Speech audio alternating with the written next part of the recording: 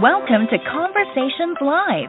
For more than a decade, we've brought you the best in books, entertainment, celebrity interviews, and current events. When the movers and shakers of the world have something to say to you, they say it to us first. Here's your host, Cyrus Webb. And welcome back, everyone, to Conversations Live. I'm your host, Cyrus Webb. Glad you all could join us once again. But for our radio audience here in Mississippi at WYAD 94.1 FM and WYADonline.com, we're glad that you all could be with us. Also tuning in through online affiliates around the world, including our friends at iHeartRadio and Amazon Music Podcast. We're glad you all could be with us as well. Well, definitely over the past couple of years, we've seen what's been called the Great Reshuffle, where we have employees that are looking for new opportunities and to be able to find fulfillment in the workplace, and also employers are trying to find the right employees as well as be able to maintain that trust with them as well. We're excited to welcome Raghu Krishnaiah to our program today. Raghu is the Chief Operating Officer for University of Phoenix to talk to us not only about what both sides can be able to do to be able to tap into their own social capital, as well as, of course, to be able to find fulfillment along the way. Raghu, thank you so much for the time. Really appreciate it. Oh, it's great to be here. Thank you for having me. Looking forward to the conversation. Well, I have to be honest with you, Raghu. Before I booked this segment with you, I had never heard the term social capital before, but it's been a lot of fun for me to be able to catch up on it when I was prepping for this. So why don't you let our audience know, what is social capital and why is it so important when it comes to looking for a career? Absolutely. With social capital, it refers to the built-in network that people have, the network of connections that they have and that they develop throughout their lives, whether it's in their own families, through their churches, to the schools they went through, or even the companies that they work at. It's about the connections, but I'd say more importantly, it's about having the mentorship and advocacy of others to help you grow and develop in your career. It's interesting. We ran a survey about a year ago where we asked Americans around the country about their career, what they perceived about it currently, and what they perceived about the future of their careers. We call this the Career Optimism Index.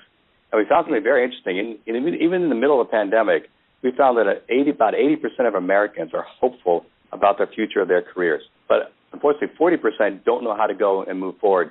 Social capital is one of those pieces that's critical for them that they need to develop in order to move forward. And I think that's why this conversation is so important for us as we're beginning a new year, Raghu, because I think so many people, including our radio audience here in Mississippi, or even our online audience, are trying to see how they can be able to tap into that, to be able to move forward. So what can workers do then to not only gain the network and skills needed that they need to be able to create a long-term success? Yeah, there's just two parts. I think you mentioned both perfectly. One is they have to continue to build their network, right? And to do that, I always encourage people to go and find among their existing network someone who can be a trusted advisor and a mentor for them. I also encourage them to continuously grow and build that network. Go look in the field of interest that you have. Go and talk to people within that. Talk to professors. Talk to your alumni associations. Talk to your workplace. Help continue to expand and grow that network. And the University of Phoenix has several programs that can actually help with this and help students along the way in their careers. Along the skill side, I always tell people, pretend you have to learn all the time, right? Learning is fun. You should continue to do it as well, both the traditional ways by going to school as well as looking at alternative ways. I want to give you an example. As you know, today it's really hard to find tech talent.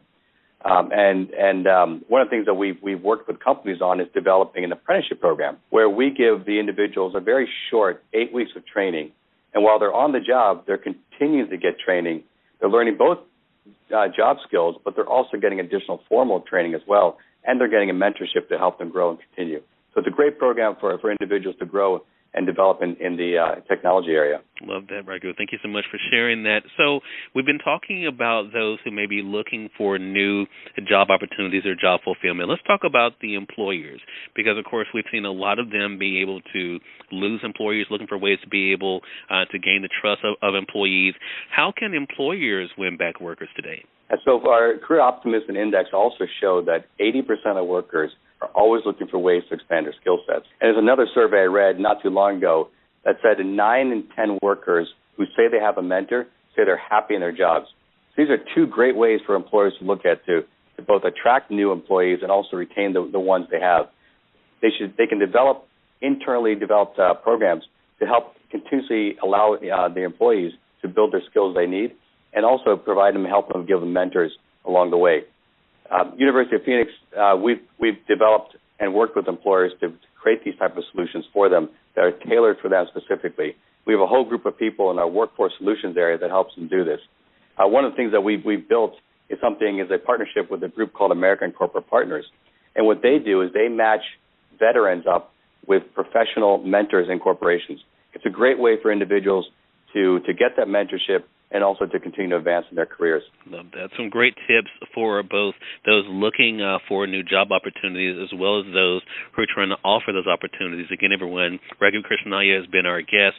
Raghu is the Chief Operating Officer for University of Phoenix, again, offering something that both groups can be able to benefit from. So, Raghu, where can our audience go for more information? Yeah, if they want more information, I encourage everyone to go to phoenix.edu and look under our Workforce Solutions area to learn more. Well, look, thank you so much for the time and the great information. Really appreciate it. And looking forward to having you back on the program again. Thanks. It's great speaking with you. Have a good rest of the day. You as well. And we thank your audience for tuning in to another great segment of Conversations Live. Until next time, I'm your host, Cyrus Webb, saying as always, enjoy your day, enjoy your life, enjoy your world. Thank you all for choosing Conversations Live. Now let's go make today amazing. Take care.